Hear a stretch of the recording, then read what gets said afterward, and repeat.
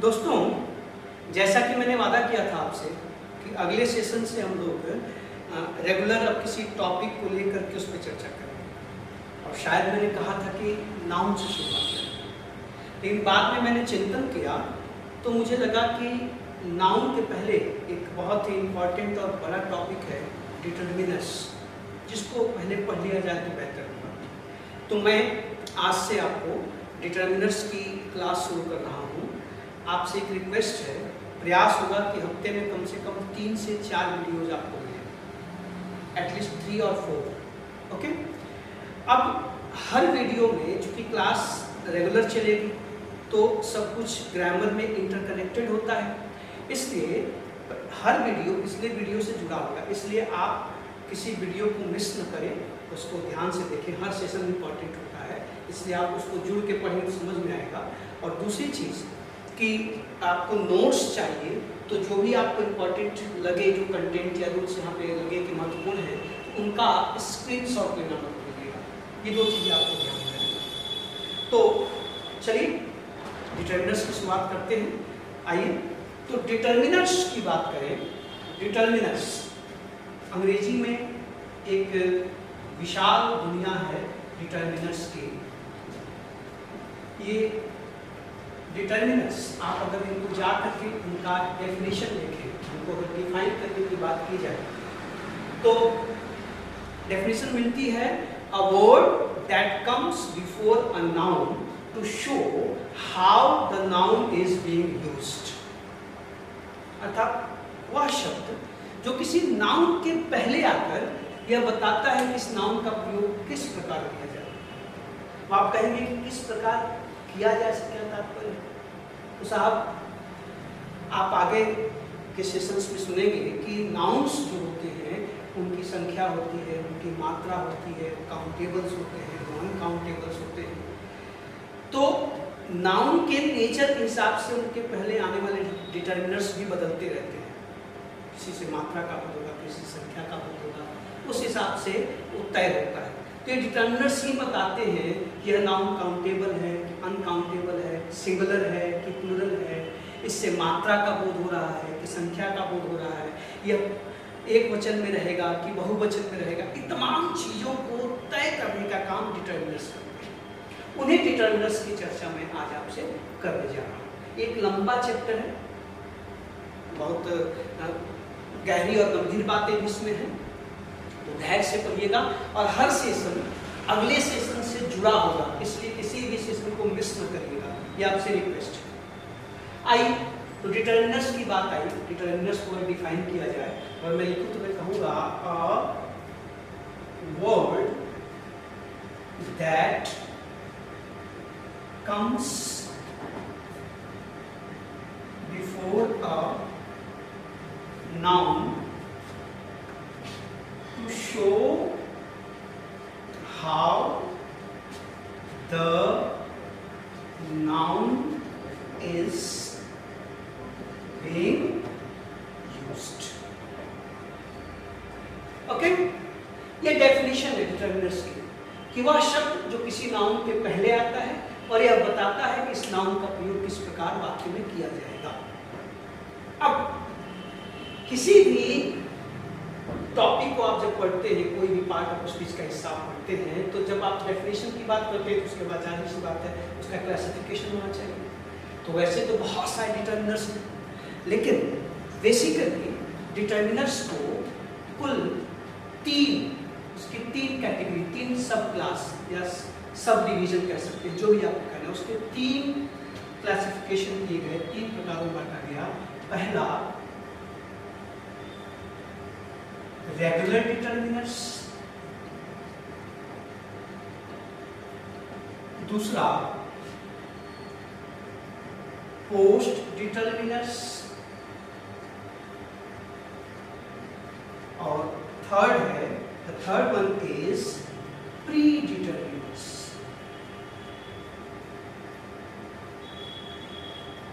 ये 3 डिटरमिनर्स को कुल 3 हिस्सों में बांटा गया। Regular determiners, post determiners, pre determiners. अब इनको जाहिर सी बात है इनके भी सब डिविजन्स होंगे, इनके भी सब डिविजन्स होंगे, इनके भी सब डिविजन्स होंगे, और आपके दिमाग में अब जब मैं डिटर्मिनर्स की बात कर रहा हूँ तो बहुत सारे शब्द गूंजने लगे होंगे। कहीं आर्टिकल गूंज रहा होगा, तो कहीं मेनी, तो कहीं मच, तो कहीं फ्यू, तो कहीं लिटिल, एक्सेट्रा एक्सेट्रा। मैं समझ पा रहा हूँ, लेकिन हमें धैर्य के साथ चलना होगा। अब हम लोग इसको क्लासरूम की तरह एक माहौल बना के पढ़ें, घबरा कर नहीं। पहले ये समझिए कि डिटर्मिनर्स क्या होते हैं, तो वे शब्द जो किसी नाउन के पहले आते हैं, ये तय हो गया। अब वो डिटर्मिनर्स अगर उनको हम क्लासिफाई करें, उनको हम अगर सब डिवाइड करें, उनका वर्गीकरण करें, उनका क्लासिफिकेशन करें, तो हम पाते हैं कि मूलतः डिटर्मिनर्स को 3 भागों में बांटा गया: रेगुलर डिटर्मिनर्स, पोस्ट डिटर्मिनर्स और प्री डिटर्मिनर्स। अब हम इनको एक एक करके देखेंगे। पहले हम रेगुलर की बात करेंगे, फिर हम पोस्ट की बात करेंगे, फिर हम प्री की बात करेंगे। तो आइए आपको मैं रेगुलर डिटर्मिनर्स की ओर लेके चलता हूँ। सबसे पहले हम लोग रेगुलर डिटर्मिनर्स की व्याख्या करेंगे। देखिए,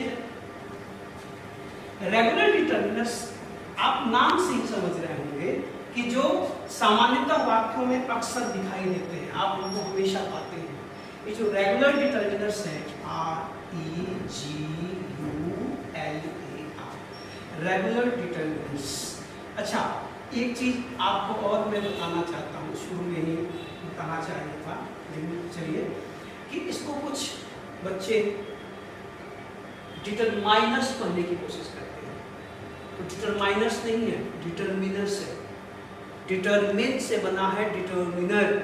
इसको डिटरमिनर की जगह डिटरमाइनर्स पढ़ने की कोशिश मत करिएगा, वो रॉन्ग प्रोनाउंसिएशन। ओके, अब जो रेगुलर डिटर्मिनर है, इस रेगुलर डिटर्मिनर को हम 3 अलग अलग कैटेगरीज में रख सकते हैं पढ़ने के दृष्टिकोण से, समझने में आसानी होगी। समझने के लिए हम इसको 3 अलग अलग कैटेगरीज में रख सकते हैं। पहली कैटेगरी आर्टिकल, दूसरी डेमोन्स्ट्रेटिव, डेमोन्स्ट्रेटिव,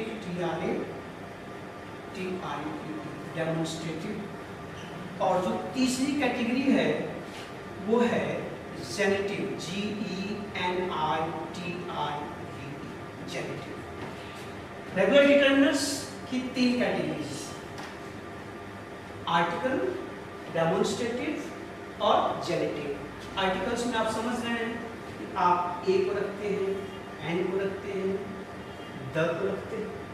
इसके अलावा मैं इसी में कुछ और शब्द भी लिख दे रहा हूँ सुविधा के लिए, हम लोग को समझने में आसानी होगी। मतलब बहुत सारे चार्ट्स बनेंगे, कोई फायदा नहीं होगा। मैं इसी में कुछ और शब्द देता हूँ, जैसे एनी, सम, एवरी, ईच, आइदर, इसको आइदर और ईदर दोनों पढ़ते हैं, या नाइदर, इसको भी हम नाइदर और नीदर दोनों पढ़ते हैं। प्रोनाउंसिएशन को लेकर बहुत ज़्यादा पैनिक मत होइएगा। तो ये आर्टिकल के हिस्से में मैंने इनको लिखा, इनको हम अलग से देख लेंगे, लेकिन आर्टिकल के हिस्से में इनको लिखने के पीछे कारण भी है। ये कहीं ना कहीं आर्टिकल के बदले या कुछ जैसा ही कुछ सेंस देते हैं। ये हम लोग आगे डिस्कशन में देखेंगे जब इनका प्रयोग करेंगे, आप परेशान मत होइएगा। डेमोन्स्ट्रेटिव्स में दिस, दैट, दीज, दोस, ठीक है। और भी बहुत से शब्द हैं जो डेमोन्स्ट्रेट करते हैं, आपके दिमाग में सेम, द सेम वगैरह आएगा, एज आएगा, लेकिन अभी हम उनको इसलिए नहीं लिख रहे हैं क्योंकि वो कहीं ना कहीं एडजेक्टिव की तरह कार्य करते हैं। हम प्योरली डिटर्मिनर्स पर फोकस कर रहे हैं, तो ये डेमोन्स्ट्रेटिव डिटर्मिनर्स है। अच्छा, आप जब पुस्तकें पढ़ते हैं तो कुछ जगहों पर डिटर्मिनर्स को एडजेक्टिव का ही हिस्सा मान लिया गया है। कई पुस्तकों में आप ऐसा पाएंगे, लेकिन ये जो ग्रामर का ट्रांसफॉर्मेशनल अप्रोच है वो डिटर्मिनर्स को एडजेक्टिव से अलग रख के देखता है, और देखना भी चाहिए। क्यों? इसका जवाब अभी आपको आगे के कुछ मिनटों में मिल जाएगा कि हम एडजेक्टिव से डिटर्मिनर को कैसे करते हैं। और मॉडर्न इंग्लिश में खासकर ट्रांसफॉर्मेशनल ग्रामर का विकास हुआ ट्रांसफॉर्मेशन ग्रामर में डिटर्मिनर्स को एक स्वतंत्र और अलग ग्रुप में रखा गया और वो लॉजिकल भी लगता है। आप जब धीरे धीरे क्लासेस पढ़ते जाएंगे तो आपको बात समझ में आएगी। और तीसरा इसका कैटेगरी है जेनिटिव। इसमें आप क्या रखेंगे? तो my, our, his, her, their, ठीक है। और नाउन प्लस एपोस्ट्रोफी एस, ये रेगुलर डिटर्मिनर्स, ये रेगुलर डिटर्मिनर्स। आप रेगुलर डिटर्मिनर्स को अपनी सुविधा के लिए इस तरह से 3 कैटेगरी में बांट सकते हैं। पहला आर्टिकल, दूसरा डेमोन्स्ट्रेटिव और तीसरा जेनिटिव, ठीक। अब जाहिर सी बात है आपके सामने बहुत सारा कंटेंट इकट्ठा हो गया पढ़ने के लिए, तो हम लोग क्रम से शुरू करेंगे। जाहिर सी बात है पहले हम आर्टिकल को डिस्कस करेंगे, एक अलग और स्वतंत्र टॉपिक है, बहुत इंपॉर्टेंट है आपके एग्जाम्स के लिए, किसी भी लेवल के एग्जाम के लिए। उसके बाद से इन सब के यूज कहाँ और कब कैसे होते हैं इनको देखेंगे, इनका उपयोग कहाँ और कैसे होता है इनको देखेंगे, इनका कहाँ होता है इनको देखेंगे, क्योंकि समझना जरूरी है। अब जब मैं इनको लिख रहा हूँ तो कुछ लोगों के दिमाग में आ रहा है सर जी एडजेक्टिव का भी कार्य करते हैं, बिल्कुल सही है, प्रोनाउन का भी कार्य करते हैं, चर्चा होगी। ये आपको मैं कह रहा हूँ कि डिटर्मिनर्स हैं, ये नाउन के पहले आते हैं। आप में से कुछ सोचेंगे ये तो प्रोनाउंस के ऊपर हमने पढ़ा है, तो ये प्रोनाउंस के रूप में जब आते हैं तो इनका चेहरा थोड़ा बदलता है, प्रयोग अलग तरीके से होता है। कैसे, इसकी चर्चा। अभी रेगुलर डिटर्मिनर्स को लेके कुछ महत्वपूर्ण बातों को आपको समझना जरूरी है। पहली चीज कि रेगुलर डिटर्मिनर्स कभी भी किसी वाक्य में 2 बार नहीं आ सकते। आप किसी रेगुलर डिटर्मिनर को 2 बार एक साथ प्रयोग नहीं कर सकते। इनके बीच इसका स्क्रीनशॉट आप ले लीजिएगा, तो मैं आगे की बात करने जा रहा हूं, आप देख लीजिएगा जरा। जो है आपको बताऊं कि रेगुलर डिटर्मिनर्स कहते हैं कि हमारा आपस में एक कॉन्ट्रैक्ट है, हम एक दूसरे के मामले में टांग नहीं रहते, हम एक दूसरे को ओवरलैप नहीं करते। कहने का मतलब कि आप अगर कहते हैं अ बॉय या दैट बॉय या दिस बॉय या योर बॉय, तो ये सब के सब करेक्ट है, आप ऐसा कह सकते हैं। लेकिन यदि आपने कहा ए दैट बॉय अथवा द दिस बॉय या ए योर बॉय, आप समझ रहे हैं, इस तरह का कोई भी एक्सप्रेशन लिखेंगे तो ये गलत है, सारे एक्सप्रेशंस गलत हैं, गंदे भी हैं देखने में, पढ़ने में भी खराब लग रहे हैं। आपको ध्यान रखना है कि ये रेगुलर डिटर्मिनर्स कहते हैं कि हम वाक्य में एक ही बार आएंगे, अकेले आएंगे, 2 डिटर्मिनर्स को आप एक साथ प्रयोग नहीं कर सकते, रेगुलर डिटर्मिनर्स। और यहीं पर ये डिटर्मिनर्स एडजेक्टिव से अलग हो जाते हैं, क्योंकि एडजेक्टिव्स एक से अधिक एक ही साथ आ सकते हैं। आप जब कहते हैं क्या यंग हैंडसम मैन, तो आप देखिए यहाँ यंग भी एडजेक्टिव है, हैंडसम भी एडजेक्टिव है, दोनों एक साथ आए हैं, आप देख रहे हैं। अभी आप इस तरह से, लेकिन आप डिटर्मिनर्स को, 2 डिटर्मिनर्स को एक साथ प्रयोग नहीं कर सकते, और ये बात रेगुलर डिटर्मिनर्स के बारे में बोली, आपको ध्यान रखना है। अब मैंने आपसे कहा कि एक ही सेंटेंस में 2 डिटर्मिनर्स नहीं आ सकते, तो शायद आप में से कुछ लोग चौंके, कुछ लोग किताब के पन्ने खोले और कहें कि देखो यहाँ पे तो 2 डिटर्मिनर आए हैं, इस एक ही बात में 2 डिटर्मिनर्स हैं, कैसे सर जी ने कह दिया कि नहीं होता। तो जरा ध्यान से सुनिएगा, जब मैं कह रहा हूँ कि एक ही सेंटेंस में 2 डिटर्मिनर्स नहीं हो सकते, तो मेरा कहने का तात्पर्य है कि अगर कोई कर्नल सेंटेंस होगा, KERNEL, कर्नल सेंटेंस, मुझे लगता है कि आप में से बहुत से साथियों को ये एक नया नाम दिख रहा होगा सेंटेंस का। इस कर्नल सेंटेंस को आप बेसिक सेंटेंस भी कह सकते हैं साहब। You can call it a basic sentence. तो रूल कहता है कि एक ही कर्नल सेंटेंस में दो बार किसी रेगुलर आर्टिकल डिटर्मिनर्स का प्रयोग नहीं हो सकता। एक ही कर्नल सेंटेंस में दो रेगुलर डिटर्मिनर्स नहीं आ सकते। अब जब मैं बार बार कह रहा हूं तो आपको लग रहा होगा कि सर जी समस्या का निदान करने के बजाय समस्या बढ़ा रहे हैं। जब हमें कर्नल सेंटेंस के बारे में नहीं पता है तो हम कैसे तय करेंगे कि यहाँ पर आया हुआ डिटर्मिनर दो बार आ गया तो सही है कि गलत है। तो आइए हम जरा कर्नल सेंटेंस के बारे में देखते हैं। मैंने आपसे कहा कर्नल सेंटेंस का मतलब बेसिक सेंटेंस। बेसिक सेंटेंस, इस कर्नल सेंटेंस की चर्चा पहली बार 1957 में आती है,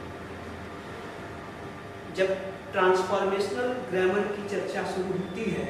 तो 1957 में एक ग्रामरियन में Z.S. Harris, Z.S. हैरिस साहब ने पहली बार कर्नल सेंटेंस के बारे में बताया और सबसे पहले ये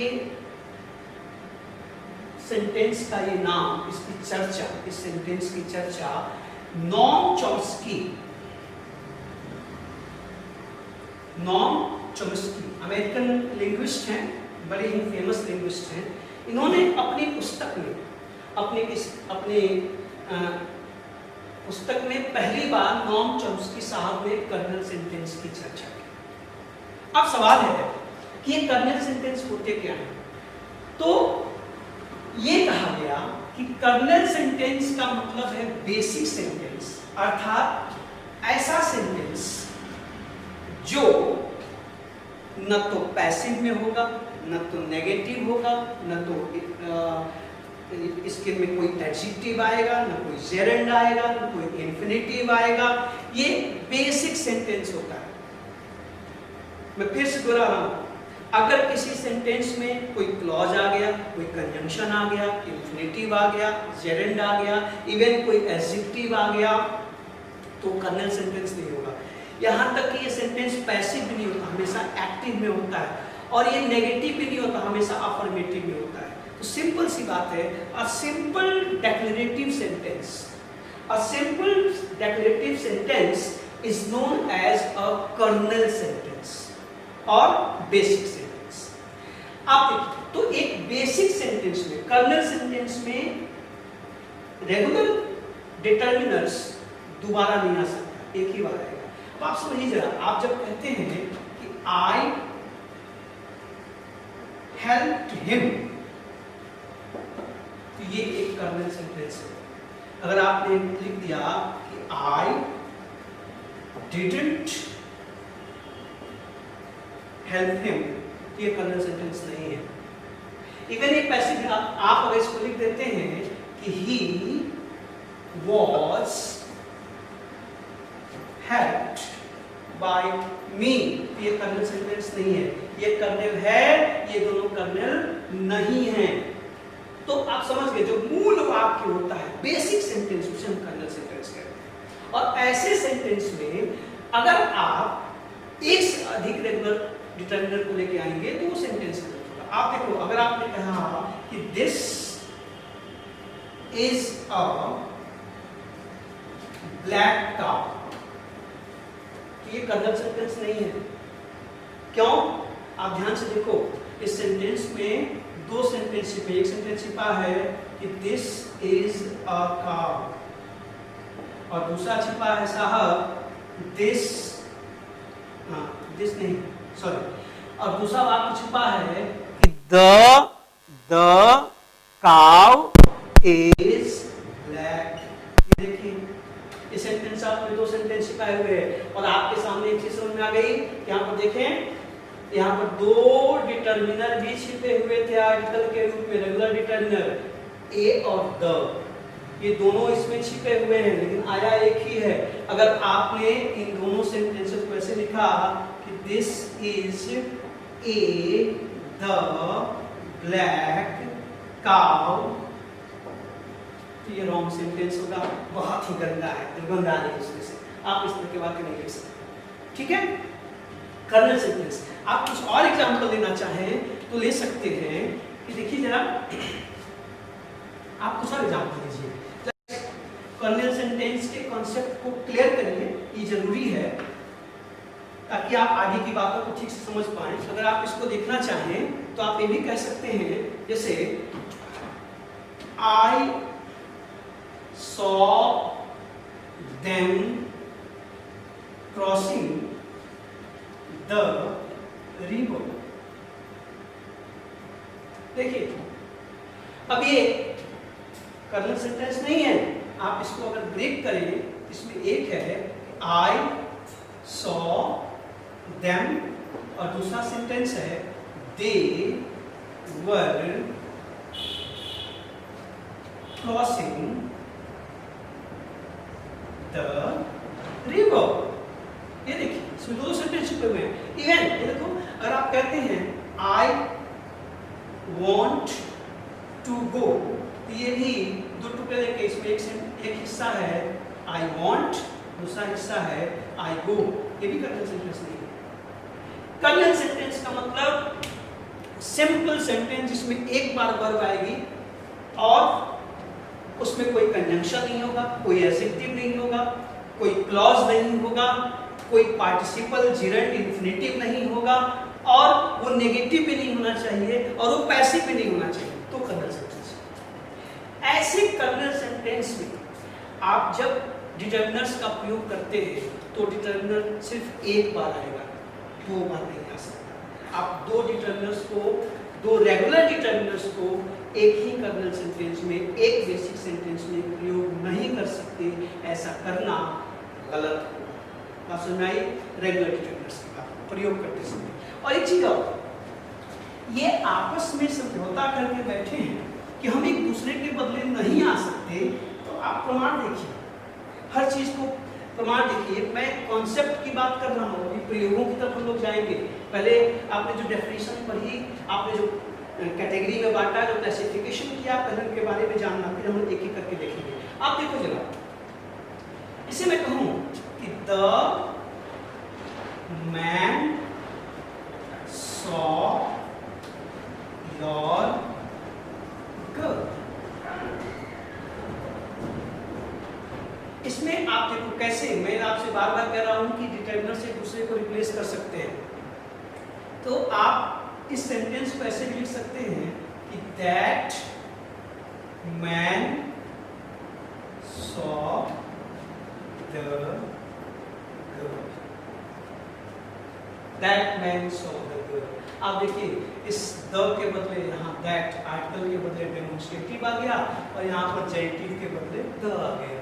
आप आसानी से इन चीजों को देख सकते हैं कि ये जो रेगुलर डिटर्मिनर्स हैं ये एक दूसरे के बदले आते हैं, एक साथ नहीं आते। एक ही वाक्य में दो रेगुलर डिटर्मिनर नहीं आएंगे यदि वो एक कर्नल सेंटेंस होगा। मैंने आपको कर्नल सेंटेंस को विधिवत समझाने की कोशिश की।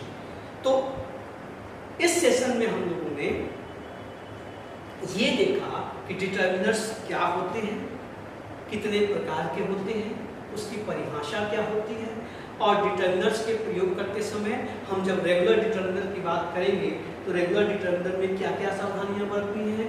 तो पहली चीज कि रेगुलर डिटर्मिनर्स की तीन बेसिक कैटेगरी होती है, एक आर्टिकल्स होते हैं, डेमोन्स्ट्रेटिव और एक जेनिटिव। और दूसरी चीज आपको क्या ध्यान रखनी है कि रेगुलर डिटर्मिनर्स कभी भी एक कर्नल सेंटेंस में, एक बेसिक सेंटेंस में दो बार नहीं आते, हमेशा एक बार आते हैं। और यहीं पर ये डिटर्मिनर्स एडजेक्टिव से अलग हो जाते हैं, क्योंकि एक ही वाक्य में एक साथ, इवन एक साथ सेंटेंस में दो बार छोड़िए, इवन एक साथ एडजेक्टिव्स आ सकते हैं आगे पीछे। ऐसा कोई डिटर्मिनर प्रयोग नहीं होता, specially regular determiner. Next session में हम लोग अब एक एक करके, जैसा कि मैंने आपसे कहा कि आर्टिकल के प्रयोग, बाकी और डिटर्मिनर्स के प्रयोग, इसकी चर्चा करेंगे। तो अगले सेशन में हम लोग आर्टिकल के प्रयोगों की चर्चा शुरू करेंगे। और आर्टिकल एक बहुत बड़ा संसार है, बहुत इंटरेस्टिंग है और बहुत इम्पॉर्टेंट है। बहुत कंफ्यूजन होता है इसमें लोगों को। मैं कोशिश करूँगा कि आपकी समस्याओं का समाधान हो जाए। Thank you.